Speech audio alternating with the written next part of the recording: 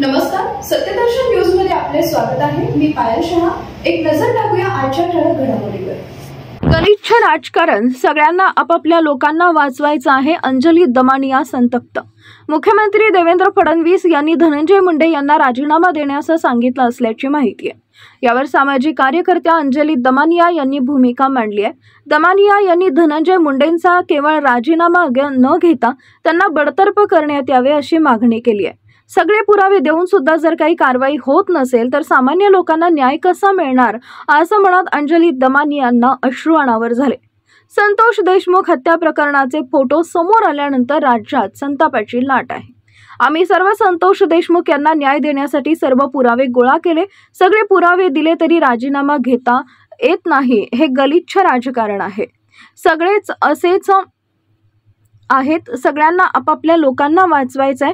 राजीनामा कसला घेताय? धनंजय मुंडेंना उचलून फेकून द्या, असं अंजली दमानिया म्हणाल्या।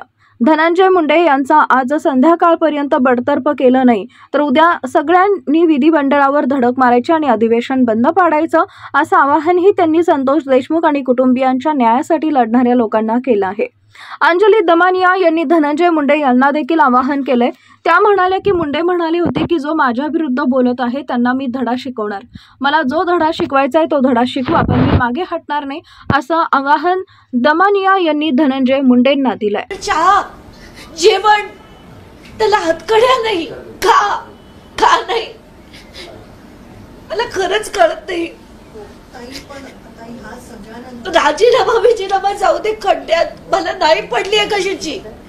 मला असं वाटतंय या माणसाला बडतर्फ करा।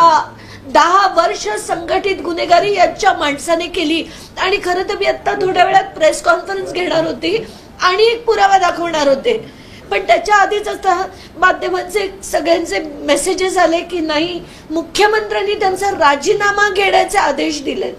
कसला राजीनामा? का मुख्यमंत्र्यांना एका वेळेस सांगता येत नाही की हा मंत्री मला नको? का सांगता येत नाही? आणि कधी या संवेदना या राजकारणात परत येतील? पुरावे दाखवणार होतात, नक्की ते पुरावे काय आहेत तुम्ही दाखवू शकणार आहात का? कारण की या संबंधित पुरावे होते। आता नाही करू शकणार आहे, कारण मला ते करायला तयार करायला अर्धा तास हवा होता, पण झाला नाहीये। पण आता याच्या पुढे पुराव्याची खरंच गरज आमच्याकडनं ठेवू नका हो, खरंच आमच्याकडनं ठेवू नका। आम्ही सगळं शोधून शोधून तुमच्या पुढे मांडतो, पुरावे मांडतो, मग आधी म्हणे पुरावे मिळाल्याशिवाय राजीनामा नाही, मग सिद्ध झाल्याशिवाय राजीनामा नाही। काय तुम्ही काय लॉर्ड लागलायत आमचे? तुम्ही लोकप्रतिनिधी आहात, लोकप्रतिनिधींसारखे वागा अजित पवार। तुम्हाला सगळे सांगतायत, पुरावे दिलेत आणून, तरी सुद्धा तुम्हाला राजीनामे घेता येत नाहीत।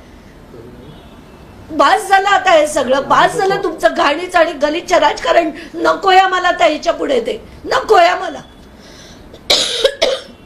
सगळे तसेच आहेत, सगळे तसेच आहेत। सगळ्यांना आपापल्या लोकांना वाचवायचंय। हे सगळे जण येणार, घाण करणार, पैसे काढणार आणि आपण बघत राहायचं सगळ्यांनी। पण काही बोलायचं पण नाही आहे ना, ते नव्हतं।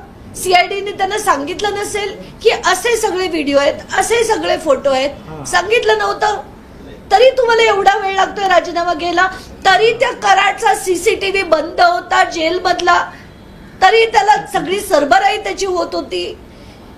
काय समजता तुम्ही? सामान्य माणसांना समजता काय? हे शासन काय समजतं आम्हाला?